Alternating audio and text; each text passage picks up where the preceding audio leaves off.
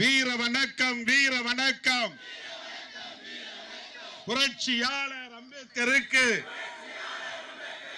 வீர வணக்கம், வீர வணக்கம்.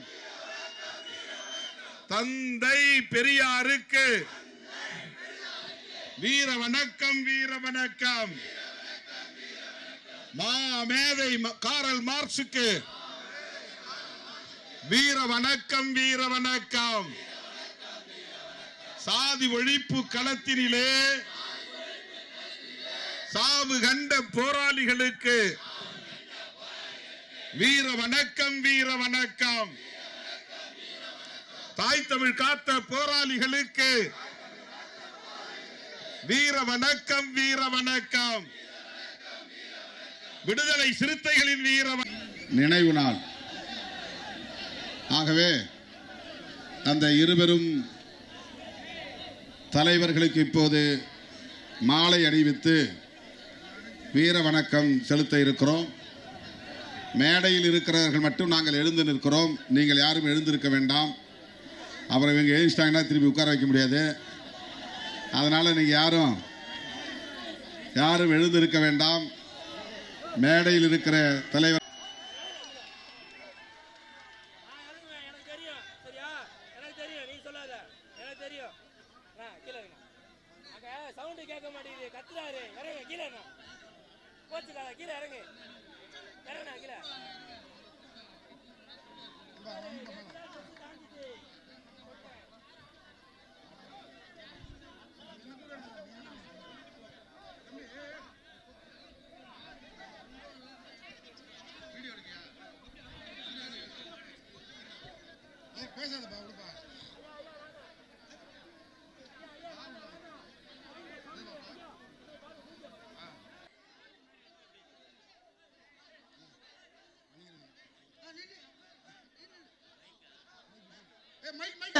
வாழும் காரல் மார்க்ஸ் இப்போது நம்மிடையே உரையாற்ற இருக்கிறார். தத்துவத்தின் புறவடிவம் தனிநபர் தலைமை முழு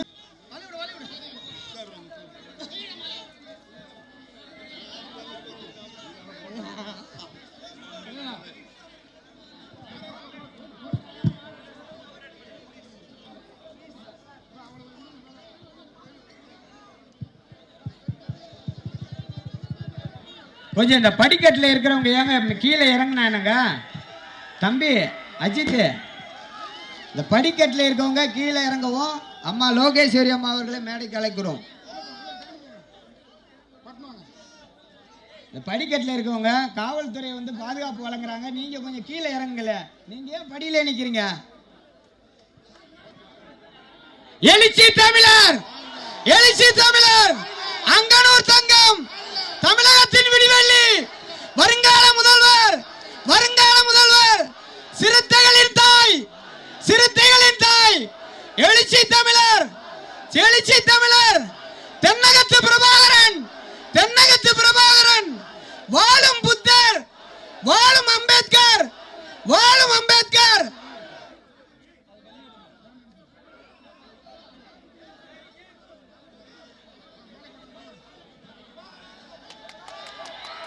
வாழ்க வாழ்க வாழ்கவே, எழுச்சி தமிழர் வாழ்கவே, வாழ்க வாழ்க வாழ்கவே, எழுச்சி தமிழர் வாழ்கவே.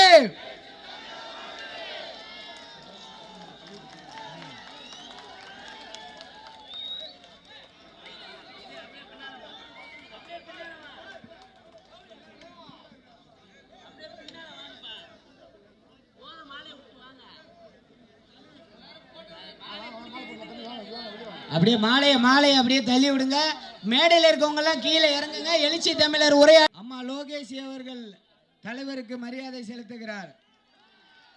எழுச்சி தமிழர், எழுச்சி தமிழர், எழுச்சி தமிழர், எழுச்சி தமிழர், தென்னகத்து பிரபாகரன், அங்கனூர் தங்கம், கங்கனூர் தங்கம், செந்தமிழ் காவலர், செந்தமிழ் காவலர்.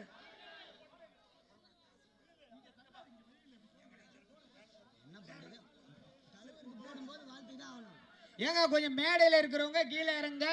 மாலை போட்டவங்க கீழே இறங்க. பின்னாடி நிறைய தோழர்கள் இருக்காங்க. தயவு செய்து இந்த படிக்கட்டில் இருக்கிறவங்க கீழே இறங்க. காவல்துறை பாதுகாப்பு தருகிறது. தோழர்கள் தலைவர் அவர்களுக்கு மாலை அணிவித்து சிறப்பு செய்கிறார்கள். அடுத்தபடியாக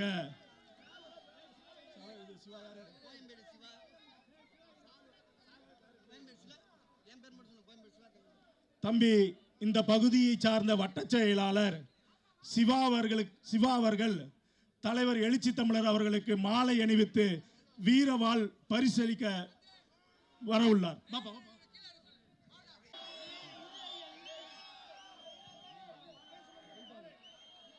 எழுச்சி தமிழர், எழுச்சி தமிழர், அங்கனூர் தங்கம், வருங்கால முதல்வர், வருங்கால முதல்வர், தமிழின தலைவன், தமிழின தலைவன், தமிழின தலைவன், அங்கனூர் தங்கம், செந்தமிழ் காவலர், எழுச்சி தமிழர்.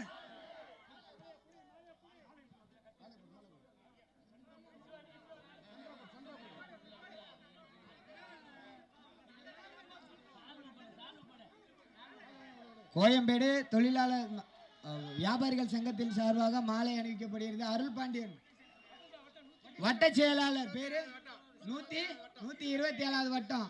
அஜித், சிவா, கார்த்தி, முருகன்.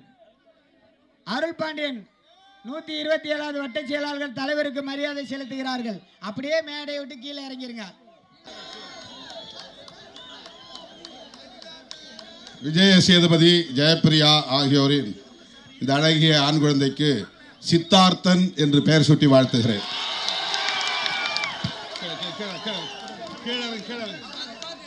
சார்பில் ஒருங்கிணைக்க பெற்று சிறப்பாக நடந்தேறிக் கொண்டிருக்கிற தேர்தல் அங்கீகார வெற்றி விழா நிகழ்வை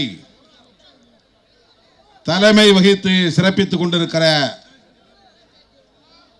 வணிகரணியின் மாநில செயலாளர் இளைக்கடை செல்வராஜ் அவர்களே,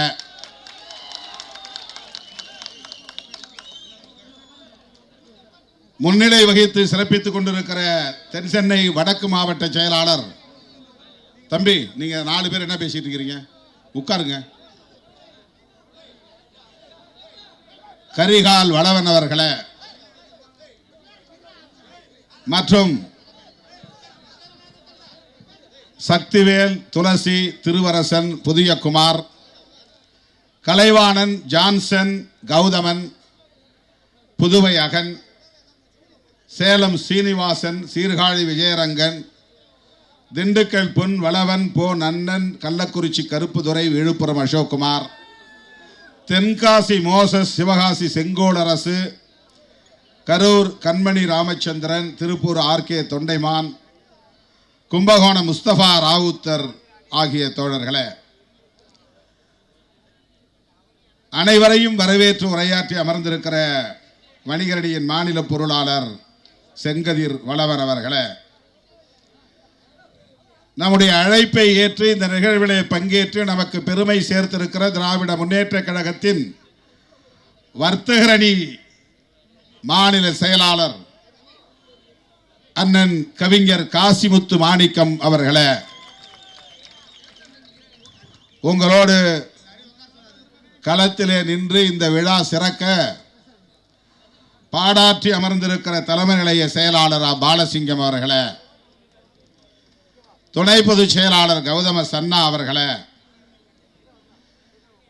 இந்நிகழ்வில் பங்கேற்று இதனை சிறப்பித்துக் கொண்டிருக்கிற வணிகரணியின் மாநில துணை செயலாளர்கள் ஐயாக்குட்டி முருகன் தூத்துக்குடி, விருகை ரமேஷ் விழுப்புரம், சரவணன் திருவள்ளூர், வாசு வளவன் வலசை ரூபகாந்தா விழுப்புரம் வில்லாளன், நாமக்கல் செங்குட்டுவன், கோவை செல்வக்குமார், கடலூர் தடா கணேசன், தருமபுரி ராஜகோபால், கிருஷ்ணகிரி திருமா முனுசாமி, கோயம்பேடு நா ரமேஷ், நாகை அசோக்குமார், வாழப்பாடி ஸ்ரீதர், கடலூர் கருப்பையா, கன்னியாகுமரி மணிகண்டன், நாகை ஜவஹர், கோயம்பேடு வி கு விஜயகுமார் ஆகிய தோழர்களே, மற்றும் இந்த நிகழ்வில் பங்கேற்று இதனை சிறப்பித்துக் கொண்டிருக்கிற வணிகரணியின் அனைத்து மாவட்ட அமைப்பாளர்களே, மாவட்ட துணை அமைப்பாளர்களே மற்றும் இந்த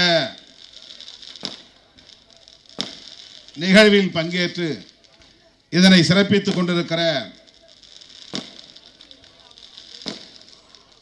மாநில பொறுப்பாளர்கள் வழக்குரைஞர் எழில் கரோலின் அவர்களே, இரா ஆதிமொழி அவர்களே, இரா செல்வம் அவர்களே, நா செல்லதுரை அவர்களே, சென்னை மாவட்ட செயலாளர்கள் தேவ ஞான முதல்வன், வழக்குரைஞர் தா இளையா, வழக்குரைஞர் பி சாரநாத், பா வேலுமணி, நா உஷாராணி ஆகிய தோழர்களே, திருவள்ளூர் மாவட்ட செயலாளர் அருண் கௌதம் அவர்களே, காஞ்சிபுரம் மேனகாதேவி கோமகன் அவர்களே, செங்கல்பட்டு கேது என்கிற தென்னவன் அவர்களே, வழக்குரைஞர் பொன்னிவளவன் அவர்களே, திருநீர்மலை தமிழரசன் அவர்களே, பொறியாளர் சாமுவேல் அவர்களே, மண்டல செயலாளர்கள் ரூதர் கார்த்திக் அவர்களே, மண்டல துணை செயலாளர் ராவண சங்கு அவர்களே, தென் சென்னை வடக்கு மாவட்ட பொறுப்பாளர்களே, கோயம்பேடு சட்டமேதை டாக்டர் அம்பேத்கர் வியாபாரிகள் சங்கத்தின் பொறுப்பாளர்களே, புரட்சியாளர் அம்பேத்கர் கனி வியாபாரிகள் நல சங்கத்தின் பொறுப்பாளர்களே, கோயம்பேடு வாழை இலை சிறு மொத்த வியாபாரிகள் நலச்சங்கத்தின் நிர்வாகிகளே, கோயம்பேடு தொழிலாளர் விடுதலை முன்னணியின் நிர்வாகிகளே, விருகை பகுதி மற்றும் வட்ட செயலாளர்களே, பகுதி நிர்வாகிகளே, நன்றியுரை ஆற்றவிருக்கிற சேமாத்தம்மன் சிவா, மேட்டுக்குளம் அஜித், மல்லி ஜெய் ஆகிய தோழர்களே, மற்றும் இந்த நிகழ்வுகளை பங்கேற்று இதனை சிறப்பித்துக் கொண்டிருக்கிற கட்சியின் முன்னோடிகளே, வணிகரணியின் முன்னணி பொறுப்பாளர்களே, கண்ணுக்கெட்டிய தூரம் வரையில் கடலென திரண்டிருக்கிற என் உயிரின் உயிரான விடுதலை சிறுத்தைகளே, உங்கள் அனைவருக்கும் என்னுடைய பணிவார்ந்த வணக்கத்தை தெரிவித்துக் கொள்கிறேன். கொஞ்சம் உட்காருங்க. நீங்க உட்கார்ந்தா எனக்கு பேசுறதுக்கு மூடு வரும். கொஞ்சம் உட்காருங்க. கொஞ்சம் உட்காருங்க. தோழர்களே, இந்த நிகழ்ச்சியை நடத்துவதிலே பல சிரமங்களை நம்முடைய தோழர்கள் எதிர்கொண்டிருக்கிறார்கள். சற்றும் நாம் எதிர்பார்க்கவில்லை. வழக்கமாக ஊரக பகுதிகளில்தான், மாவட்ட பகுதிகளில்தான் நமக்கு இது போன்ற நெருக்கடிகள் வரும். அதற்கு காரணம், இந்த இயக்கத்திற்கு அனுமதி கொடுத்தால் பிற சமூகங்களை சார்ந்த சாதி சங்க பொறுப்பாளர்கள் எதிர்ப்பு தெரிவிப்பார்கள், அதனால் சிக்கல் வரும் என்கிற அச்சம் இயல்பாக காவல்துறையினருக்கு உண்டு. பிற சமூகங்களை சார்ந்தவர்கள் எதிர்க்கிறார்களோ இல்லையோ, காவல்துறையிலேயே இருக்கிற சாதியவாதிகள் அதை எதிர்ப்பார்கள். பெரும்பாலும் இது ஊரக பகுதிகளில் தான் நடக்கும். சென்னை போன்ற பெருநகரங்களில் அப்படி சாதி அடிப்படையிலான எந்த நெருக்கடியும் இதுவரை ஏற்பட்டதில்லை. அதிலும் கோயம்பேடு பகுதியில் பொதுமக்களுக்கு எந்த இடையூறும் கிடையாது. எந்த சமூகத்தை சார்ந்தவர்களின் குடியிருப்பும் இங்கே தனியே இல்லை அவர்கள் எதிர்ப்பு தெரிவிப்பதற்கு. இது நமக்கு புரியாத புதிராகத்தான் இருக்கிறது. நம்ம ராசி சரியில்லை என்று கருதுகிறேன், கிரகவாட்டம் சரியில்லை என்று கருதுகிறேன். எங்கு போனாலும், எந்த திசைக்கு போனாலும் நீ நெருக்கடிகளை சந்தித்துதான், எதிர்நீச்சல் போட்டுத்தான், நெருப்பாற்றில் நீந்தித்தான் சாதிக்க வேண்டும் என்று நமக்கு ஒரு விதி இருக்கிறது போலும். அப்படி சொன்னால்தான் அவர்களுக்கும் புரியும், நமக்கும் சற்று ஆறுதல் கிடைக்கும். நம்மை நாமே ஆற்றுப்படுத்திக் கொள்வதற்கு இது ஒரு நல்ல வழி. என்னப்பா செய்ய, நம்ம கரகவாட்டம் சரியில்லை, இதை விட சிறந்த வழி எதுவுமே கிடையாது. ஸ்ட்ரெஸ் வச்சிக்காம இருக்கிறதுக்கு இது இந்த ஜோசியம் ஜாதகம் பயன்படும். நமக்கு வேற வழி இல்லைப்பா, நம்ம கரகவாட்டம் சரியில்லை. எங்கேயோ நமக்கு சனியை உட்கார்ந்துருக்கிறான், ஜென்ம சனி உட்கார்ந்துருக்கிறான், பாத சனி உட்கார்ந்துருக்கிறான், என்னென்னவோ சனி சொல்றாங்க, அஷ்டம சனி அப்படின்னு ஏதோ சனி உட்கார்ந்துருக்கிறான், அதனால இப்படிலாம் விளையாடுறாங்க இதை தாங்கித்தான் ஆக வேண்டும் அப்படின்னு நம்ம பழகி கொள்ள வேண்டும். இது நம்மை நாமே ஆற்றுப்படுத்திக் கொள்வதற்கு வேறு வழி இல்லை. எனக்கும் லாரிக்கும் ஒரு பெரிய தொடர்பு உண்டு. உண்மையிலே நீங்க உங்களுக்கு தெரியாத ஒரு செய்தி இன்னைக்கு நான் சொல்ல போறேன். உங்களுக்கு தெரியாத ஒரு செய்தியை நான் உங்களுக்கு சொல்ல போறேன். 1979 நான் சென்னைக்கு வரும்போது பியூசி முடிச்சுட்டு, பியூசினா உங்களுக்கு தெரியாது, +2 இப்போ 12வது சொல்றாங்க இல்லையா, அப்போ அது காலேஜில் பியூசின்னு வச்சிருந்தாங்க. காலேஜுக்கு போனால் ப்ரீ யூனிவர்சிட்டி கோர்ஸ். SSLC முடிச்சுட்டு 11ஆம் வகுப்பு பள்ளிக்கூடத்தில் முடிச்சுட்டு காலேஜில் நேரடியாக போய் டிகிரி சேர முடியாது. அதுக்கு முன்னாடி ஒரு வருஷம் ட்ரைனிங் மாதிரி ஒரு வருஷம் படிக்கணும். அதுக்கு பேர் ப்ரீ யூனிவர்சிட்டி கோர்ஸ். அதை முடிச்சுட்டு நான் சென்னைக்கு டிகிரி படிக்க வரும்போது, வந்தாலும் போனாலும் பஸ்ஸில் ஏற முடியாது, பஸ்ஸுக்கு கொடுக்க காசு கிடையாது. அப்போ எதில் போவோம்? லாரியில் தான் போவோம். நான் இங்கேருந்து சவுகாரப்பேட்டையில் இருக்கிற லாரி ஸ்டாண்டுக்கு போய் அங்கேயே இடம் பிடிச்சி டிரைவருக்கு பக்கத்தில் உட்காந்துக்கிறது. இல்லைன்னா மேலே உட்கார வச்சுருவாங்க, காற்று பூத்துன்னு அடிக்கும். போய் 4.5 மணி நேரம் 5 மணி நேரம் போய் தொழுதூர் இறங்கணும். அது வரல 4 மணி நேரம் வெளியே உட்காந்துருக்கணும். நான் தொழுதூரில் இறங்கி தான் பஸ்ஸு பிடிச்சி திட்டக்குடி போய் திட்டக்குடியிலேருந்து நடந்து அங்கனூர் போகணும். அப்போது பேருந்தில் திருவள்ளூர் பஸ் தான் ரூட் பஸ்ஸு, டவுன் பஸ் கிடையாதுல்ல, ரூட் பஸ்ஸு தானே போகணும். ரூட் பஸ்ஸில் டிக்கெட் எடுக்க முடியாது, அவ்வளோ பணம் நம்ம கையில் கிடையாது. அப்போ லாரியில் ஏறி போனால் அதில் 10ல் 1 மடங்கு தான் காசு வாங்குவாங்க. 2 ரூபாயோ 1 ரூபாயோ 3 ரூபாயோ என்ன தான் வாங்குவாங்க. 3 ரூபாயோ 4 ரூபாயோ. அப்போல்லாம் சாப்பாடு 3 ரூபா தான், அதே ஃபுல் மீல்ஸ். இப்போ 3 ரூபாய்க்கு ஒரு இட்லி ஒரு டீ கூட வாங்க முடியாது. இப்போ எவ்வளோ ஒரு டீ? இப்போ 10 ரூபா டீ. அடேங்க அப்பா, 10 ரூபா இருந்தால் அப்போ 3 பேர் ஃபுல் மீல்ஸ் சாப்பிட்லாம். நான் சொல்கிறது 79. அப்போது நான் நிறைய முறை லாரியில் ஏறி உட்கார்ந்து தொழுதூர் போய் இறங்குறது உண்டு. அங்கேருந்து வந்தால் லாரி கிடைக்காது, சில நேரங்களில் வேனில் தான் வரணும். சவாரி கொண்டு போய் விட்டுட்டு சும்மா வர்ற வேன் இருக்கு பாருங்க, அவன் அங்கங்கே நிறுத்தி டிக்கெட் ஏற்றிக்கிட்டே வருவான். முதல் முறையாக நான் மெட்ராஸுக்கு வரும்போது நாய் படாத பாடுபட்டேன். ஒரு வேனில் தான் வந்தது, என்னை ஏற்றிக்கிட்டு வந்தார்கள். ஒருத்தர் மகாலிங்கன்னு ஒருத்தர். அவர் என்ன பண்ணார், பஸ்ஸில் டிக்கெட் எடுக்கலை, ஒரு வேன் பிடிச்சிக்கலான்ட்டு வேன் பிடிச்சார். ஏற்கனவே அந்த வேனில் டைட்டாக இருக்குது, ஆள் உட்கார்றது இடம் இல்லை. ஆனால் இவர் போய் கேட்குறாரு, அவன் சரி ஏறிக்கேன்ட்டான். அவருக்கு வசதியாக ஒரு இடம் கிடச்சிக்கிச்சு, எனக்கு கிடைக்கல. ஒரு ஆள் தொடமையிலே உட்கார வேண்டியதாகி போச்சு. அது வண்டி குளுக்கிற நேரம்லாம் பின் கதவு திறந்துக்குது, அது சரியாக லாக் பண்ண முடியல. பயந்து தூங்காமல் நான் இவ்வளோ நேரம் மெட்ராஸ் ஆகும்னு நான் நினைக்கல. ஏதோ ஒரு 2 மணி நேரம் ஆகும் அப்படின்னு நினச்சா, அது விடிய அந்த வண்டியில் உட்காரதுக்கு வசதி இல்லாமல் படாத பாடுபட்டு சென்னைக்கு இறங்கினேன். தூக்கமே இல்லை. எங்கேயாவது பளிச்சுன்னு வெளிச்சம் தெரிஞ்சால் ஆகா மெட்ராஸ் வந்துருச்சுன்னு நினைக்கிறது நான். அப்புறம் கேட்டால் இல்லை இது உளுந்தூர்பேட்டைன்னுவான். அப்புறம் ஒரு இடத்துல நல்லா பளிச்சுன்னு கடை தெருவுலாம் இருக்கும், வெளிச்சம்லாம் இருக்கும். சரி மெட்ராஸ் வந்துருச்சு போடுறதுக்கு இறங்கிடலாம் அப்படின்னு நினச்சா விழுப்புரம்னுவான். இப்படி பல முறை என்ன எப்போ தான் போய் சேருனா விடிஞ்சே போச்சு. சென்ட்ரல் ஸ்டேஷன் முன்னால் என்னை இறக்கி விட்டாங்க. நல்லா விடிஞ்ச பிறகு அங்கேருந்து பஸ்ஸு பிடிச்சி நேராக கொருக்குப்பேட்டைக்கு தான் போனேன், அம்பேத்கர் நகருக்கு. இப்போ சன்னா ஊர் அங்கே தான் இருக்குது.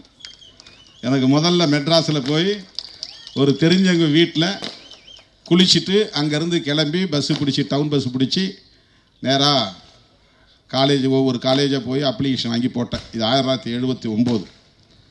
அப்போ ஊருக்கு திரும்பணும்னா பஸ்ஸு பிடிச்சி போக முடியாது, லாரியில் தான் போவோம்.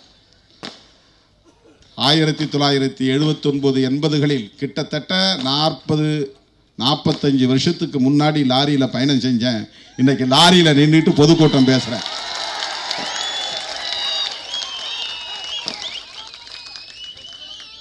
லாரியை நம்ம இழிவாக பார்க்க வேண்டாம். நமக்கு இந்த நிலையை கொடுத்தவங்க வேணால் சந்தோஷப்பட்டுக்கிட்டோம். நாங்கள் திருமாவளவனுக்கு பர்மிஷனே கொடுக்கல, மேடை போட நாங்கள் அனுமதிக்கவே இல்லை, போய் நீ வேணால் கண்டெய்னரில் நின்றுக்கோ லாரியில் நின்றுக்கோ எப்படி வேணாலும் பேசிக்கோன்னு சொல்லிட்டேன்னு அவங்க இப்போ டீ குடிச்சிட்டு சந்தோஷமாக பேசிகிட்டு இருப்பாங்க. டீ இல்லை வேறு ஏதாவது குடிச்சிட்டு இருப்பாங்க, அவங்க சந்தோஷமாக இருப்பாங்க. எங்களுக்கு லாரின்னாலும் ஒன்று தான், மேடைனாலும் ஒன்று தான். தரை என்றாலும் ஒன்றுதான், பெரிய நாற்காலி என்றாலும் ஒன்றுதான். எங்களுக்கு அது எந்த வேறுபாடு? உழைக்கிறவனுக்கு எல்லாம் சமம், உழைக்கிறவனுக்கு எல்லாம் ஒன்று. சொகுசா இருக்கிறவனுக்கு தான் எனக்கு பிளாஸ்டிக் சேரா, நான் கம்பீரமா ராஜ சிம்மாசனத்தை தான் உட்காருவேம்மா, எனக்கு அது என் மயிருக்கு சமம். அப்படி ஒரு சோஃபாவில் உட்காரணுங்கிறது எனக்கு தேவையே கிடையாது. அப்படி ஒரு சொகுசான வாழ்க்கை வாழக்கூடிய அளவுக்கு நான் வளர்க்கப்படலை. கட்டாந்தரையில் உட்கார்ந்து தான் நிறைய பொதுக்கூட்டங்களை நடத்தியிருக்கிறேன், தரையில் நின்று தான் பொதுக்கூட்டங்கள் நடத்தியிருக்கிறேன்.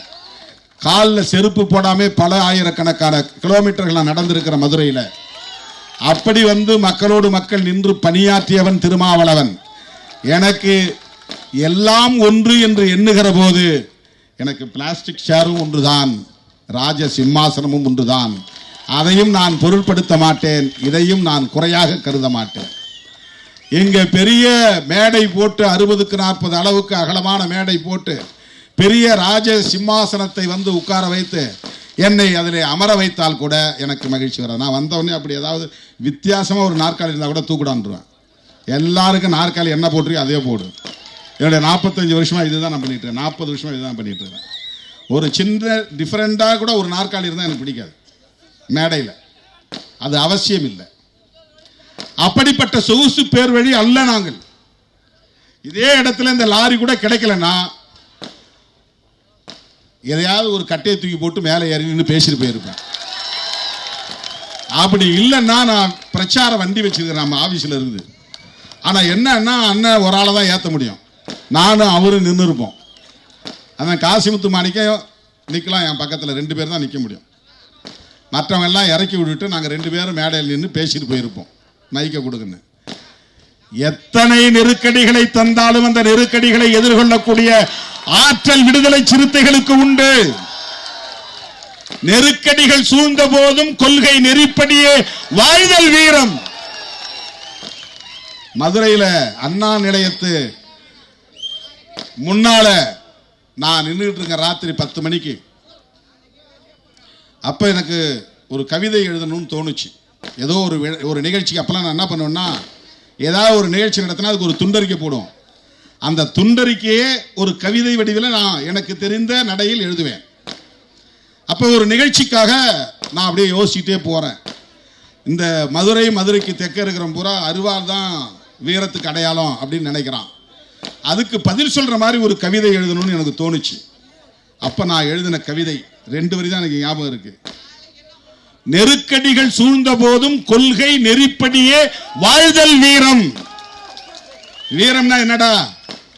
உனக்கு நெருக்கடி வந்தா கூட கொள்கையிலிருந்து மாறாமல் அந்த நெருக்கடிகளை எல்லாம் தாங்கிக் கொள்வதுதான் வீரம். நெருப்பு அலைக்குள் வீழ்ந்த போதும் அடிமை நெறி மீறி பாய்தல் தீரம். வீரம்னா என்ன, தீரம்னா என்ன? 10 பேர் பதுங்கி இருந்து ஒருத்தனை போய் திடீர்னு அமுக்கி பிடிச்சி கழுத்து இருக்கிறதுக்கு பேர் வீரம் கிடையாது. நோஞ்சான வெட்டிட்டு நான் பெரிய மாவீரன் போட்டுக்கிறது வீரம் கிடையாது. 100 பேர் ஒன்னா சேர்ந்து போய் ஜனம் தூங்கிட்டு இருக்கும் போது திருட்டுத்தனமா குடிசையை கொளுத்திட்டு வர்றது, குச்சி கொளுத்துறது வீரம் கிடையாது. கருப்பங்காட்டுக்குள்ள பதுங்கி இருந்து கல்லெடுத்து அடிக்கிறதுக்கு பேர் வீரம் கிடையாது. வீரம்னா என்ன நெருக்கடி தந்தாலும் எதிர்த்து நிற்பதுதான் வீரம். அதிலும் கொள்கையில் சமரசம் ஆகாமல் இருப்பேன். நீ மயக்கு மொழிகளால் எங்களை வீழ்த்த நினைத்தாலும், பதவி ஆசை காட்டி எங்களை வீழ்த்த நினைத்தாலும், அச்சுறுத்தி எங்களை வீழ்த்த நினைத்தாலும், ஏற்றுக்கொண்ட கொள்கையில் இருந்து ஒரு அடி கூட ஒரு அங்குலம் கூட பின்வாங்க மாட்டோம். ஒரு அங்குலம் கூட பின்வாங்க மாட்டோம். இந்த 25 ஆண்டு கால தேர்தல் அரசியலிலும் இதை நிரூபித்து காட்டியவர்கள் விடுதலை சிறுத்தைகள். இதை உறுதிப்படுத்தி காட்டியிருப்பவர்கள் விடுதலை சிறுத்தைகள். தேர்தல் அரசியல்னா காம்ப்ரமைஸ் தான் அர்த்தம். தேர்தல் அரசியல்னா சமரசம். தேர்தல் அரசியல்னா கரப்ஷன் தான் அர்த்தம். தேர்தல் அரசியல்னா சந்தர்ப்பவாதத்திற்கு ஏற்ப நடந்து கொள்வதுதான் தேர்தல் அரசியல். ஆனால் அதிலும் புதுமையை படைப்பவர்கள் விடுதலை சிறுத்தைகள். இந்தியாவிலேயே வேறுபட்டு இருப்பவர்கள் விடுதலை சிறுத்தைகள். எந்த சூழலிலும் சாதியவாத சக்திகளோடும் மதவாத சக்திகளோடும் எவ்வளவு நெருக்கடி வந்தாலும் எவ்வளவு பின்னடைவை சந்திக்க நேர்ந்தாலும் அவர்களோடு தேர்தல் உறவை கூட வைத்துக் கொள்ள மாட்டோம். இதை டிக்ளேர் செய்யறது கூட ஒரு கட்ஸ் வேணும், அதுக்கு ஒரு தில்லு வேணும், அதுக்கு ஒரு கெத்து வேணும். அது விடுதலை சிறுத்தைகளுக்கு தான் இந்திய அரசியலில் உண்டு. நாங்க டிக்ளேர் பண்றோம், சாதியவாதிகளோடும் மதவாதிகளோடும் எந்த சூழலிலும் சமரசம் செய்து கொள்ள மாட்டோம். எவனோ வழியில் போனவன் அண்ணன் வணக்கம்னு ஒரு சீட்டை கொடுத்தான், வாங்கி பார்த்தா அது மாநாட்டு. உடனே பத்திரிகையில செய்தி போடுறான், பௌர்ணமினா சித்திரை முழுநிலவு நிகழ்ச்சிக்கு திருமாவளவனுக்கு அழைப்பு. உடனே தினமலர்காரன் கொட்டை எழுத்து போடுறான். அது 2 பேரும் ஒன்னா ஆக்கிறதுக்கு திமுக தலைவர் முயற்சிக்கிறாரு, 2 பேரும் சமரசமாக போறாங்க. அதுக்கெல்லாம் வாய்ப்பே கிடையாது. அப்படி ஒரு நிலையில் விடுதலை சிறுத்தைகள் சமரசம் செய்து 10 இடங்களில் வெற்றி பெற்று என்ன செய்ய போறோம்? நாக்க வழிக்க போறோமா? என்ன செய்ய போகிறோம்? ஒண்ணுமே வேண்டான்னு நாங்க இருந்தாலும் இருப்போமே தவிர பாஜகவோடு சமரசம் செய்து கொண்டு சாதியவாத சக்திகளோடு சமரசம் செய்து கொண்டு 10 பேரை உள்ள அனுப்புறதுக்கு நான் கட்சியை நடத்த தேவையில்லை. அந்த அவசியம் எனக்கு கிடையாது. அப்படி ஒரு நிலைப்பாட்டை ஒருபோதும் திருமாவளவன் எடுக்க மாட்டான். கைகோர்த்து களமாட வேண்டும் என்று விரும்பினோம், கைகோர்த்தோம், களமாடினோம். ஆனால் தங்களுடைய அரசியல் ஆதாயத்திற்காக என்னை மட்டும் தனிமைப்படுத்தி என்னை ஒட்டுமொத்த சமூகத்திற்கும் தலித் அல்லாத சமூகங்களுக்கும் எதிரி என்று காட்டி என் உயிருக்கே உலை வைக்கக்கூடிய அளவுக்கு போனவர்கள். அதையெல்லாம் மறந்துவிட முடியுமா? அப்படி என்ன பதவி சுகம்? அப்படி அவர்களோடு சமரசம் செய்து கொண்டு கூட்டணி வைக்க வேண்டும் என்று சொன்னால் அப்படிப்பட்ட ஒரு அரசியல் தேவையே இல்லை. ஒருபோதும் அந்த அரசியலை செய்ய மாட்டோம். திருமாவளவனை புரிந்து கொள்ள இன்னும் சில காலம் தேவைப்படும். விடுதலை சிறுத்தைகளை புரிந்து கொள்ள இன்னும் உங்களுக்கு பக்குவம் தேவைப்படும். சராசரி அரசியல்வாதிகளைப் போல சமரசம் செய்து கொள்ளுகிற சராசரி அரசியல்வாதிகளைப் போல எங்களை நீங்கள் எடை போட்டு பார்க்கிறீர்கள். அது ஒருபோதும் நடக்காது. நாங்கள் எந்த சமூகத்திற்கும் பகை அல்ல. சில கட்சிகள், சில அமைப்புகள். இந்து சமூகத்திற்கு நாங்கள் எதிரிகள் இல்லை. இந்து சமூகத்தை பயன்படுத்தி அரசியல் ஆதாயம் தேடுகிற பாஜக RSS நாங்கள் எதிர்க்கிறோம், விமர்சிக்கிறோம், அம்பலப்படுத்துகிறோம். பாஜகவை எதிர்ப்பதால் நாங்கள் இந்துக்களை எதிர்ப்பதாகாது. RSS நாங்கள் விமர்சிப்பதால் ஒட்டுமொத்த இந்துக்களையும் நாங்கள் விமர்சிப்பதாக பொருளாகாது. பாமகவை எதிர்ப்பதால் நாங்கள் வன்னியர் சமூகத்தை எதிர்ப்பதாகாது. எங்களுக்கும் இந்த சமூகத்திற்கும் எந்த பிரச்சனையும் கிடையாது. நாங்கள் சகோதரத்துவத்தோடு தான் வாழ்கிறோம், வசிக்கிறோம். கோயம்பேட்டிலே வந்து பாருங்கள், எவ்வளவு தோழர்கள் வன்னியர்களும் ஆதி திராவிடர்களும் இங்கே ஒற்றுமையாக இருக்கிறார்கள். எல்லா சமூகங்களை சார்ந்தவர்களும் ஒற்றுமையாக இருக்கிறார்கள். விடுதலை சிறுத்தைகள் கட்சி இது போன்ற நெருக்கடிகளை எல்லாம் கடந்துதான் வந்திருக்கிறது. காவல்துறையில் இருப்பவர்களும் சரி, அரசியல் களத்திலே இருப்பவர்களும் சரி, ஒருவேளை மறந்து போயிருந்தால் நாங்கள் நினைவூட்டுகிறோம். எத்தனையோ அடக்குமுறைகளை தாண்டி வந்திருக்கிறோம். அதையெல்லாம் விவரிக்க முடியாது, ஒரு நிகழ்விலே சொல்லிவிட முடியாது. இன்றைக்கு தமிழ்நாட்டிலே 60 அடி உயரத்தில் திருமாவளவனுடைய மணிவிழாவை ஒட்டி 100க்கும் மேற்பட்ட இடங்களில் கொடிக்கம்பம் ஏற்றிய பிறகுதான் நீதிமன்றத்தின் மூலமாக தீர்ப்பு தருகிறார்கள், எல்லா கொடிக்கம்பங்களையும் அகற்றுங்கள் என்று. பாருங்க, சென்னை முழுவதும் திரும்புகிற திசையெல்லாம் விடுதலை சிறுத்தைகளின் விளம்பரம் இருந்தது. ஒட்டுமொத்தமாக சென்னையிலேயே விளம்பரம் எழுதக்கூடாது என்று ஆணை போட்டார்கள். கார்ப்பரேஷன் மாநகராட்சியே போய் எல்லா விளம்பரங்களையும் அழித்தார்கள். ஏன்னா விடுதலை சிறுத்தைகள் விளம்பரம் எழுதுகிறார்கள். விளம்பரங்களை அழித்தீர்கள், விழுந்து போனோமா? கொடிக்கம்பங்களை வெட்டி சாய்த்தீர்கள், சாய்ந்து போனோமா? மாவட்டத்திற்குள்ளே நுழையக்கூடாது என்று தடுத்தீர்கள், நாடாளுமன்றத்திற்குள்ளே நுழைந்து விட்டோமே.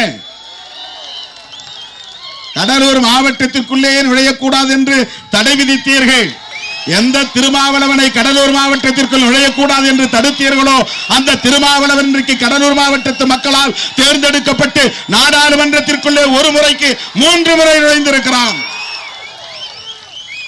நுழையக்கூடாது என்றால் நுழைவோம், நடக்கக்கூடாது என்றால் நடப்போம், பேசக்கூடாது என்றால் பேசுவோம், கூட்டம் போடக்கூடாது என்றால் மாநாடே போடுவோம்.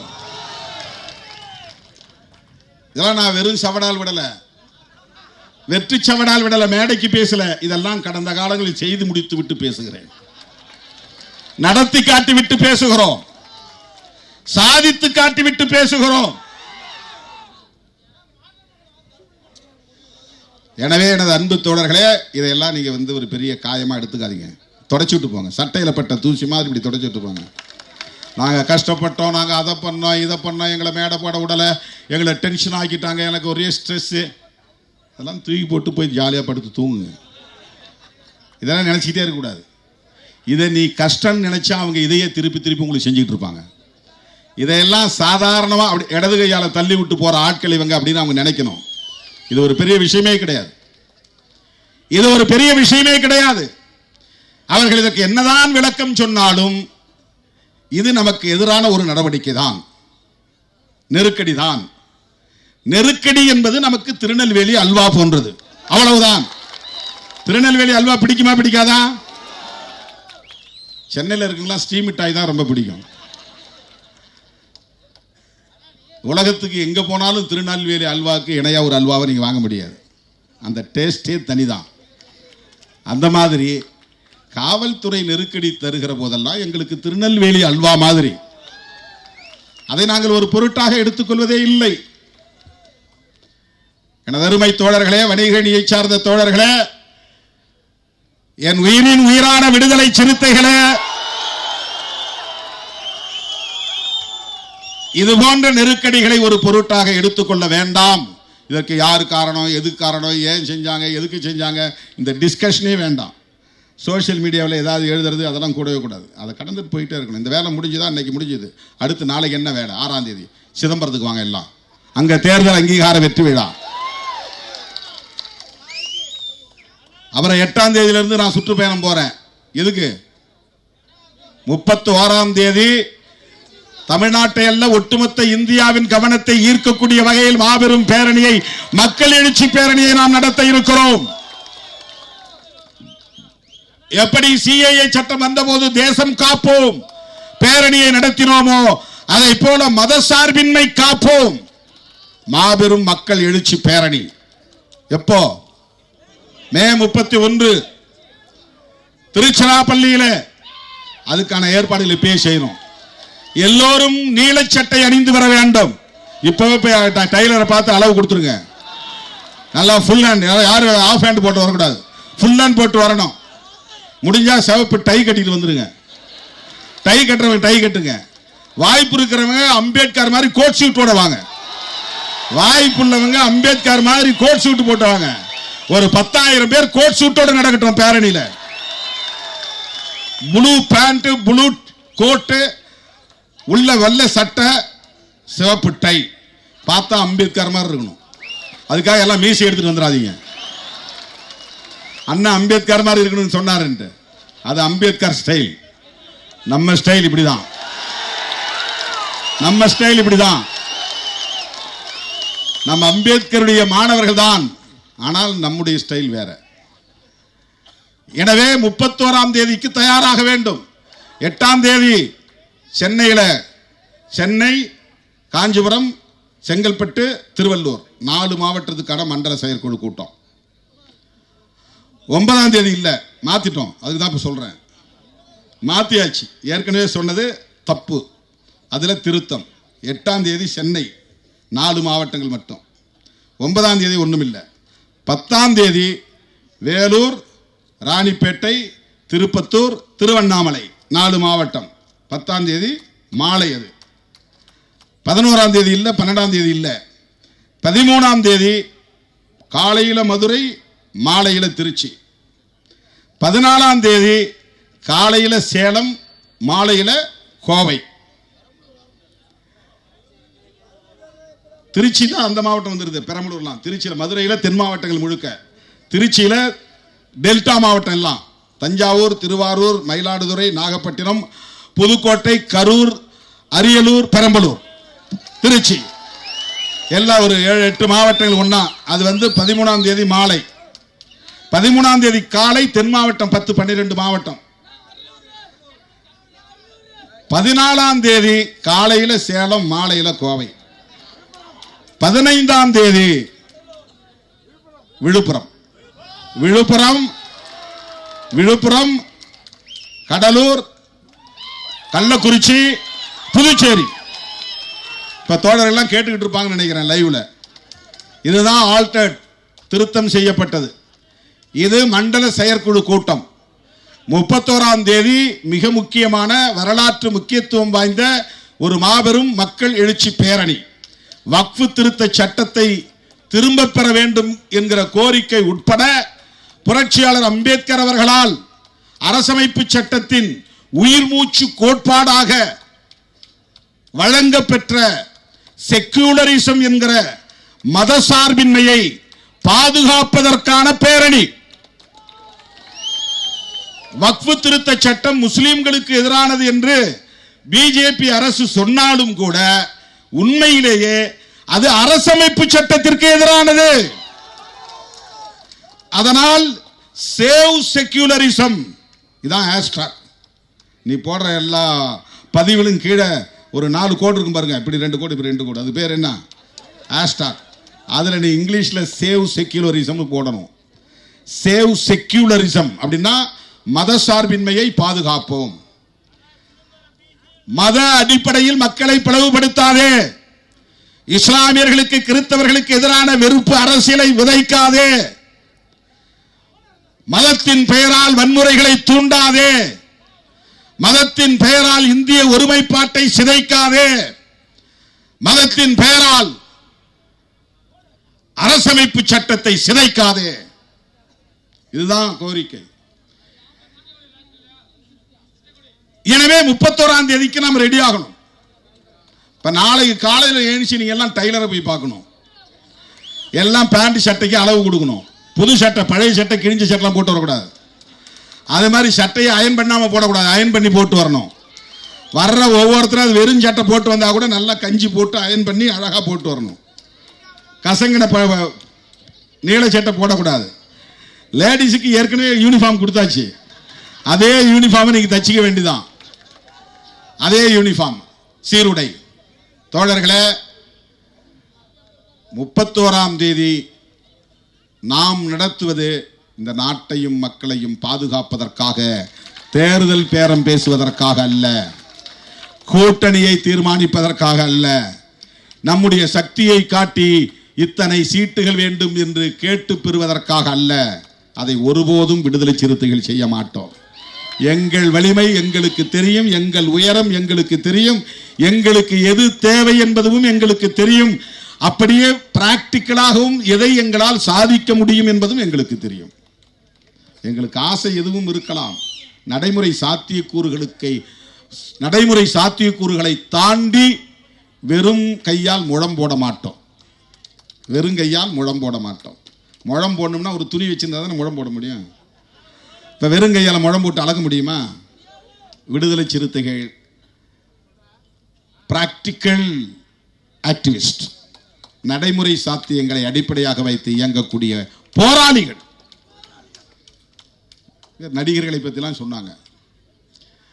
நான் ஏற்கனவே பலமுறை சொல்லியிருக்கிறேன். 25 வருஷத்துக்கு முன்னாடியே எத்தனை நடிகர்கள் வந்தாலும், எத்தனை இயக்குனர்கள் வந்தாலும், எத்தனை கதாநாயகிகள் வந்தாலும், எத்தனை தலைவர்கள் வந்தாலும் சிறுத்தைகளின் களம் முற்றிலும் வேறானது, முற்றிலும் வேறானது. இந்த களத்திற்குள் அவர்களால் 1 மணி நேரம் தாக்குப்பிடித்து நிற்க முடியாது. கரும்பு வெற்றவன் கரும்பு வெற்ற திறன் உள்ளவனா இருப்பான். கரும்பு கழிக்கிற பெண்கள் அந்த திறமை உள்ளவங்களா இருப்பாங்க. அதை கட்டி போட்டு தலையில சுமந்துக்கிட்டு வர்றது அந்த வேலையும் சிலரால் செஞ்சிட முடியும். ஆனால் அந்த கருப்பம்பாலை கொண்டு வந்து அந்த உலையில கொப்பையில கொட்டி அந்த இடத்த நின்று அந்த கந்தை தூக்கி தூக்கி போட்டு, சக்கையை தூக்கி தூக்கி போட்டு வேக வச்சு அந்த பால் சுன்ற வரையில் அங்கே நின்று வேலை செய்கிறான் பாருங்க. அது எல்லாராலையும் முடியாது. அது பதத்துக்கு வரும்போது கொஞ்சம் சுண்ணாம்பு போட்டு அப்படியே லேசாக இளமஞ்சள் வரும்போது அந்த அனலையெல்லாம் நிறுத்தி அதை எடுத்து தொட்டியில் ஊற்றுவான். அந்த பணியை ஒருத்தர் 2 பேரால் தான் செய்ய முடியும். அதுபோல விடுதலை சிறுத்தைகள் மட்டும்தான் அந்த களத்திலே நிற்க முடியும். அதுபோன்ற உழைக்களத்தில் நிற்கிற வேலை விடுதலை சிறுத்தைகளின் வேலை. இது ஏசிக்குள்ள உட்கார்ந்துட்டு செய்கிற அரசியல் இல்லை. விடுதலை சிறுத்தைகளின் அரசியல் வீட்டில் ஏசி, இறங்கினா காரில் ஏசி, இறங்கி போனால் ஹோட்டலில் ஏசி, ரூமில் இருந்து வெளியே வந்து ரெஸ்டாரண்ட்டில் வந்தால் ரெஸ்டாரண்ட்டில் ஏசி, கொஞ்ச நேரம் அந்த சூரியனில் நின்று கையை காட்டிட்டு திருப்பி போய் ஏசியில் உட்காந்துக்கிறது. அதுவல்ல விடுதலை சிறுத்தைகளின் அரசியல். தாரை தாரையாய் எங்கள் உடலில் இருந்து வேர்வை ரத்தம் சிந்த இந்த களத்திலே பாடுபட்டு இருக்கிறோம். வேர்வை கொட்ட கொட்ட பாடாத்தி இருக்கிறோம். ரத்தம் சிந்த பணியாற்றி இருக்கிறோம். கண்ணீர் சிந்த பணியாற்றி இருக்கிறோம். ஒப்பாரி ஓலங்களுக்கு இடையிலே பணியாற்றி இருக்கிறோம்.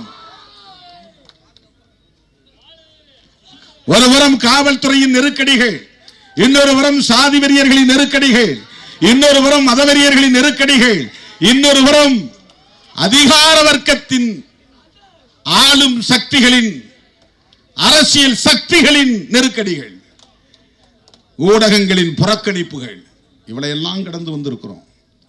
இதெல்லாம் அவர்களால் யூகிக்க கூட முடியாது. இதை சொன்னால் புரிந்து கொள்ளவும் முடியாது.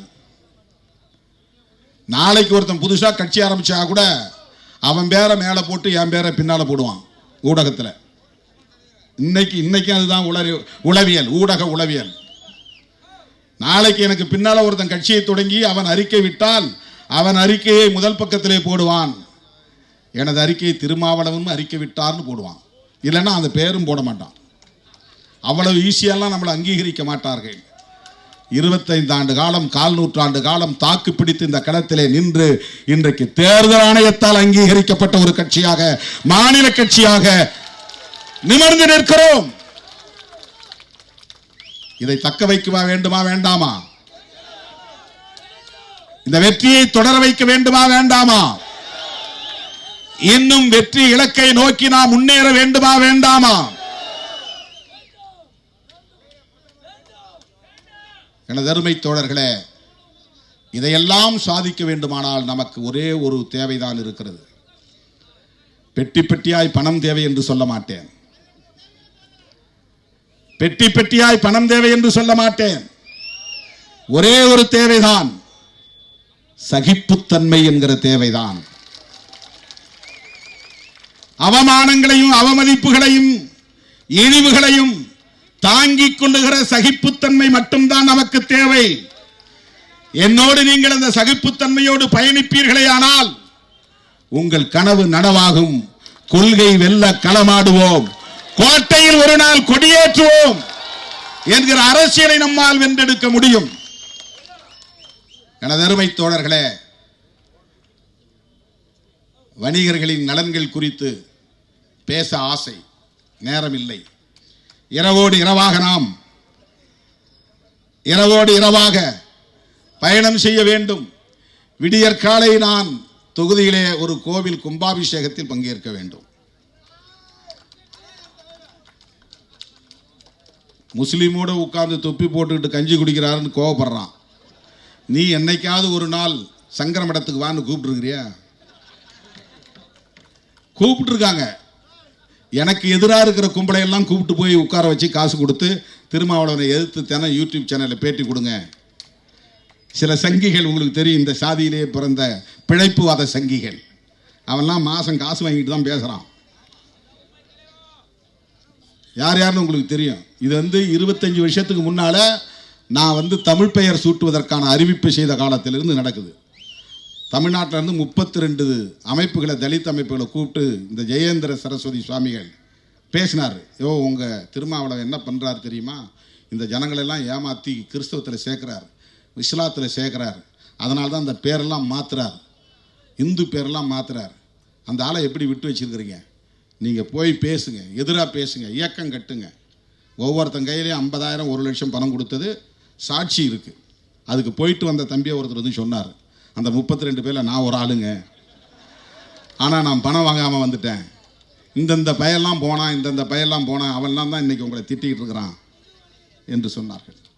25 வருஷத்துக்கு முன்னாடி ஏன் ஜெயேந்திர சரஸ்வதி சுவாமி செய்தார்னா, ராமசாமிங்கிற பெயரை தொல்காப்பியன் மாற்றி விட்டுட்டார்.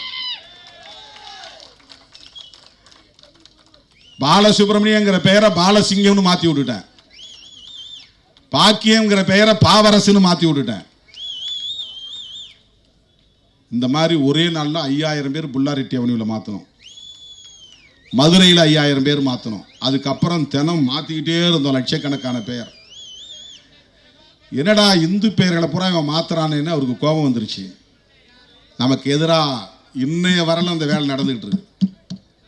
விடுதலை சிறுத்தைகள் தான் நம்ம மதத்துக்கும் நம்முடைய கோட்பாட்டுக்கும் எதிராக இருக்கிறார்கள். நாங்கள் மதத்துக்கு எதிராக இல்லை, உங்கள் சதி அரசியலுக்கு எதிராக இருக்கிறோம்.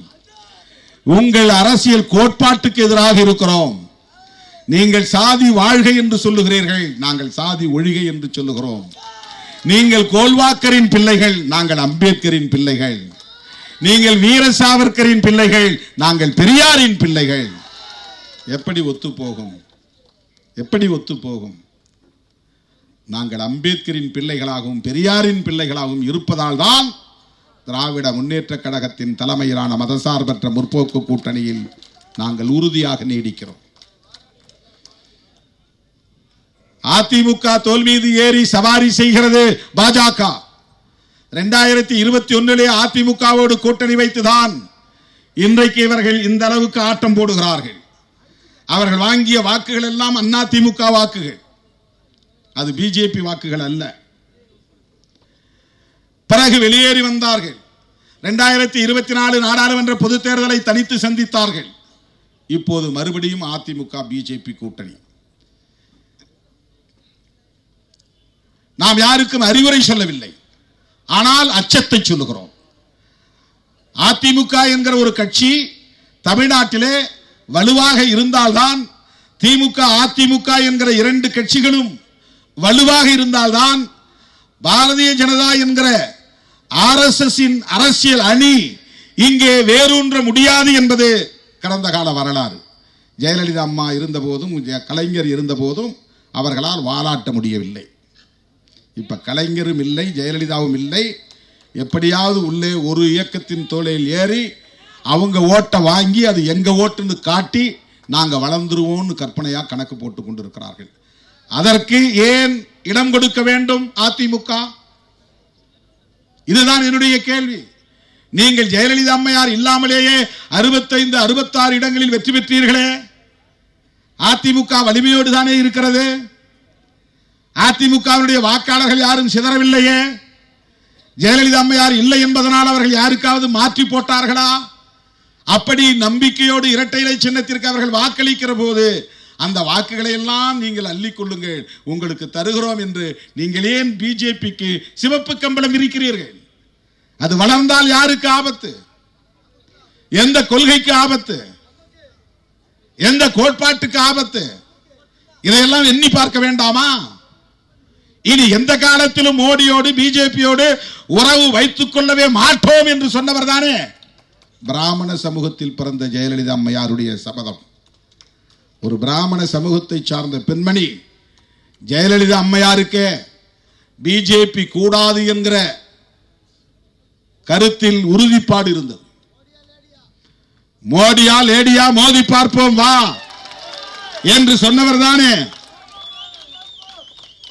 அவருடைய வழித்தோன்றல்களாக இருக்கிற நீங்கள் எப்படி மனசாட்சியை விற்றுவிட்டு பிஜேபியை தோளில் சுமக்க தயாராகி விட்டீர்கள்? இது யாருக்கு லாபம்? உங்களுக்கு லாபம். அவர்களால் உங்களுக்கு ஒரு தொகுதியில் இருந்து ஒரு 1000 ஓட்டு வருமா? விரல் விட்டு சொல்ல முடியுமா? ஆதாரம் காட்ட முடியுமா? இரட்டை இலை சின்னத்திலே நிற்கக்கூடிய அதிமுக தொண்டனுக்கு பாரதிய ஜனதாவால் ஒரு சட்டமன்ற தொகுதியிலே எத்தனை வாக்குகள் வரும் என்று உங்களால் உறுதிப்படுத்த முடியுமா? ஆனால் பிஜேபி காரன் இருக்கிற தொகுதியில் அவன் வாங்க போகிற அத்தனை ஓட்டுகளும் இரட்டை இலைக்கு சொந்தமான ஓட்டுகள். அவன் 30 தொகுதிகளிலே போட்டியிடக்கூடிய வாய்ப்பை நீங்கள் தந்தால் யாருக்கு லாபம்? யாருக்கு நட்டம்? இதனால் அதிமுக மட்டுமா பாதிக்கப்படும்? தமிழ்நாடு பாதிக்கப்படுமா? படாதா? தமிழ்நாட்டிலே ஒரு நச்சு அரசியல் பரவுமா பரவாதா? மத வெறியாட்டம் தலை தூக்குமா தூக்காதா? எண்ணி பாருங்கள். ஜெயலலிதா அம்மையார் இதையெல்லாம் அறியாமலா அப்படி பேசியிருப்பார்? வெறும் தேர்தல் அரசியல் அடிப்படையிலா அப்படி கருத்து சொல்லி இருப்பார்? தயவுகூர்ந்து எண்ணி பார்க்க வேண்டும். அந்த கவலையிலிருந்து தான் நான் சொல்லுகிறேன். எனக்கு எடப்பாடி பழனிசாமி அவர்களுக்கு அறிவுரை சொல்லக்கூடிய அளவுக்கு வயது தகுதி எனக்கு இல்லை. அரசியல் தகுதியும் எனக்கு நீண்ட நெடிய அனுபவம் இருப்பதாக நான் நம்பவில்லை. அந்த பொருளில் நான் சொல்லவில்லை. நீங்கள் செய்வது வரலாற்று பிழை. திமுகவை வீழ்த்துவதாக எண்ணிக்கொண்டு நீங்களே உங்களுக்கு குழிபறித்துக் கொள்கிறீர்கள் என்று நான் உரிமையோடு சுட்டிக்காட்டுகிறேன். அண்ணன் இங்க சொன்னார், காசிமுத்து மாணிக்கம் அவர்கள். நான் என்ன சொன்னேன்னா, நான் ஏன் திமுகவோட நிக்கிறேன்னு வெளிப்படையா சொல்றேன். அதுக்கு ஒரு விளக்கம் சொன்னேன். சில அற்பர்கள், அரசியல் அறியாமையில் உழலும் அற்பர்கள், சங்கிகளின் எடுபிடிகள், சொம்பு தூக்கிகள், நான் ஏதோ வேற வழியே இல்லாம அங்க கிடக்கிறேன், முட்டு கொடுக்கிறேன், தாங்கி பிடிக்கிறேன், 2 சீட்டுக்காக நிற்கிறேன் அப்படின்னு அவதூறு பரப்புகிறார்கள். அந்த கும்பலுக்கு நான் சொல்லவில்லை, என் தம்பிகளுக்கு சொல்லுகிறேன், என் உயிரின் உயிரான விடுதலை சிறுத்தைகளுக்கு சொல்லுகிறேன் என்றுதான் அதிலே விளக்கம் தந்தேன். என்ன சொன்னேன் என்றால், எனக்கு ஆப்ஷனா இல்லை, நிறைய ஆப்ஷன் இருக்கு. அந்த ஆப்ஷன்லாம் நான் ஏன் ஓப்பன் பண்ணி வைக்கல? அதை ஏன் நான் ஹோல்டு பண்ணி வைக்கல? நான் நினைச்சா விஜய்கிட்ட ஹோல்டு பண்ணி வைக்கலாம், எடப்பாடி பழனிசாமி அவர்கள்ட்ட ஹோல்டு பண்ணலாம். ஏன் பிஜேபி கிட்ட கூட நாளைக்கே போய் இல்லைங்க நாங்கள் 2 MP உங்களுக்கு சப்போர்ட் பண்றோம் அப்படின்னு சொன்னா மோடி வேணான்னு சொல்லிடுவாரா? அமித்ஷா வேணான்னு சொல்லிடுவாரா? இவ்வளவு நாளா எங்களை விமர்சனம் பண்ணீங்க, எங்களை திட்டுனீங்க, கடுமையா பேசினீங்க, அதனால உங்க 2 ஓட்டு எங்களுக்கு தேவையில்லை, 2 MP எங்களுக்கு தேவையில்லை அப்படின்னு அமித்ஷாவோ மோடியோ வேணான்னு சொல்லிடுவாரா? மிக உயர்ந்த ஒரு அதிகாரியை அழைத்து என்னை பேசினார். இன்னைக்கு சொல்றேன், அகில இந்திய அளவில் டெல்லியில் மிக உயர்ந்த அதிகாரியை அழைத்து பேசினார். நான் கையெடுத்து கும்பிட்டு, ஐயா எங்களுக்கு எங்க ஏற்றுக்கிட்ட கொள்கைக்கு அதுக்கும் உடன்பாடு இல்லை, மன்னிச்சிருங்க. இல்ல உங்க ஜனங்களுக்கு ஏதாவது நீங்க பண்ணலாம் இல்லையா? பிரதமரை சந்திக்கலாம் இல்லையா? நிறைய ஸ்கீம் வாங்கி கொடுக்கலாம், எஸ்சி மக்களுக்குன்னு நிறைய ஸ்கீம் இருக்கு, அதையெல்லாம் செய்ய சொல்லுவோம். உங்களுடைய அன்புக்கு நன்றிங்கய்யா, நான் வரங்கய்யான்னு சொல்லிட்டு வந்துட்டேன். இது 100 விழுக்காடு நடந்தது, 100 விழுக்காடு சத்தியம். இது நடந்தது. கொஞ்சம் நான் மனம் மாறினா என் வாழ்க்கையே வேற தானே, இந்த கட்சியின் நிலையே வேறு தானே. இப்ப இந்த இடத்துல நீங்க அனுமதி கொடுக்காம உங்களால் தடுத்திருக்க முடியுமா? இங்க வராதுன்னு உங்களால் சொல்லியிருக்க முடியுமா? கடைசி நிமிஷம் லாரியில போட்டு கூட்டம் போட்டுக்குன்னு உங்களால் சொல்ல முடியுமா?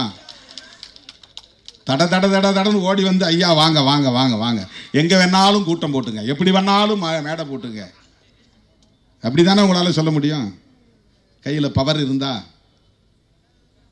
இப்ப இதெல்லாம் தெரியாமல நாங்க இருக்கிறோம். இதெல்லாம் தெரிஞ்சும் இந்த கதவை, எங்க வீட்டு கதவை சாத்துறோம், உங்க வீட்டு கதவை இல்லை. இந்த கதவை சாத்துறேன்னா என் வீட்டு பக்கம் யாரும் நுழைஞ்சிடாதீங்கன்னு சாத்துறேன். இந்த பக்கம் கதவை சாத்துறேன், இவன் எவனும் இந்த பக்கம் நுழைஞ்சிடக்கூடாதுன்னு கதவை சாத்துறேன். இந்த பக்கம் இருக்கிற கதவை சாத்துறேன், ஒரு கதவை மட்டும் திறந்து வச்சிருக்கிறேன், பின்பக்க கதவு எதுவுமே திறந்து வைக்கல. நாங்கள் மதசார்பற்ற முற்போக்கு கூட்டணி, இதுல நான் உறுதியாக இருக்கிறோம். அந்த கூட்டணியை உருவாக்கியதில் திருமாவளவனுக்கும் பங்கு உண்டு.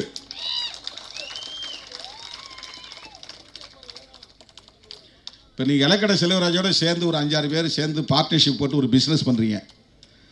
அப்படி ஒரு பிசினஸ் பண்ணும்போது ஒரு பொது இடத்தை பிடிக்கிறீங்க, அது எல்லாருக்கும் பொது தானே. இலக்கடை செல்வராஜுக்கு மட்டும் சொந்தம்னு விட்டுருவீங்களா? அவர் மட்டும் போய் கடையில் படுத்துக்கிட்டோம், அவர் மட்டும் கடையில் வியாபாரம் பண்ணிட்டு விட்டுருவீங்களா? அடுத்த நாளே பிடிச்சி நொக்கு நொக்கி அவரை, யோ என்னையா நாங்களும் இவ்வளோ போட்டிருக்கோம், நீங்களும் இவ்வளோ போட்டுருக்கீங்க, அப்படிதான். இது இயல்பு தானே, ஹியூமன் நேச்சர் தானே, மனித இயல்பு தான். அரசியலில் கூட்டணியும் அப்படித்தான். கூட்டணின்னா 10 கட்சி அதில் பொருந்தும், 10 கட்சிக்கு அதில் உரிமை இருக்கிறது, 10 கட்சிக்கு அதில் அதிகாரம் இருக்கிறது. அந்த கூட்டணியை உருவாக்கியதில் என்னுடைய இசைவே ஒரு பங்களிப்பு தான். நான் அதில் ஒத்துக்கொள்கிறேன், உடன்படுகிறேன், இணைந்து கொள்கிறேன், நானும் உங்களோடு வருகிறேன், இணைந்து பயணிக்கிறேன் என்று நான் இசைவளிப்பதே ஒரு கான்ட்ரிபியூஷன் தான். அதுவே ஒரு பங்களிப்பு தான், அதுவே ஒரு பார்ட்னர்ஷிப் தான். நாங்க உருவாக்கின முற்போக்கு கூட்டணியை நான் எப்படி பலவீனப்படுத்த அனுமதிப்பேன்? இதுதான் என்னுடைய பார்வை, இதுதான் என்னுடைய அரசியல், இதுதான் என்னுடைய நோக்கம். ஆனால் சிலர் வாய்க்கு வந்தபடி பேசுகிறார்கள். இதையெல்லாம் இந்த மேடையில் ஏன் விளக்கம் சொல்றேன்னா, நீங்க இந்த மாதிரி விமர்சனங்கள்லாம் யாரும் பொருட்படுத்த வேண்டியதில்லை, பொருட்படுத்த தேவையில்லை.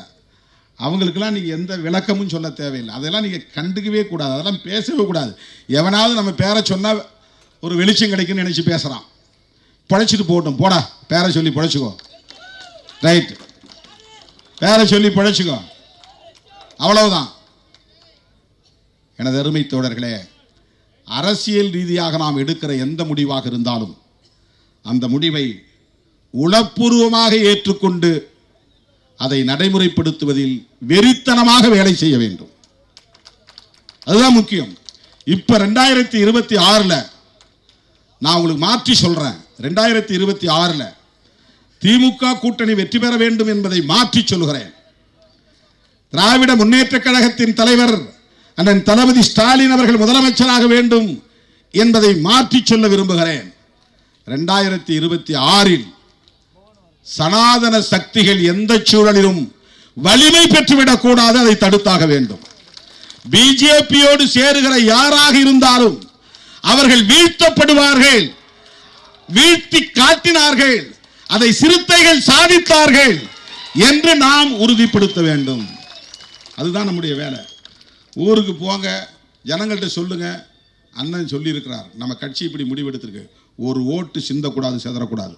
போன தேர்தலில் பார்த்தோம், திமுக வேட்பாளர்கள் ஒவ்வொருத்தரும் வந்து சொன்னாங்க, அண்ணன் நம்ம தெருக்கு வந்தால் தான் அப்படியே கொத்து கொத்தா வந்து விழுது. மற்ற இடங்களில் போனால் 100 ஓட்டில் நமக்கு 10 ஓட்டு 7 ஓட்டு 8 ஓட்டு வருது. விடுதலை சிறுத்தைகளின் முகாம் கொந்தா 100ல் 80 90 கொத்தா விழுகிறது. இதை வரலாற்றில் நாம் சாதித்து காட்டியிருக்கிறோம். 2026 தேர்தலில் தீர்மானிக்கும் சக்தி, அரசியல் முடிவுகளை தீர்மானிக்கும் சக்தி, அரசியல் திசை வழியை தீர்மானிக்கிற சக்தி, சனாதன சக்திகளை பின்னங்கால் பிடரியில் அடிபட ஓட ஓட விரட்டி அடிக்கிற சக்தி விடுதலை சிறுத்தைகள் தான் என்பதை உறுதிப்படுத்துவதற்கான ஒரு களம். அதற்கு இப்போதே நாம் தயாராவோம் என்று சொல்லி வாய்ப்புக்கு நன்றி கூறி விடைபெறுகிறேன். நன்றி, வணக்கம்.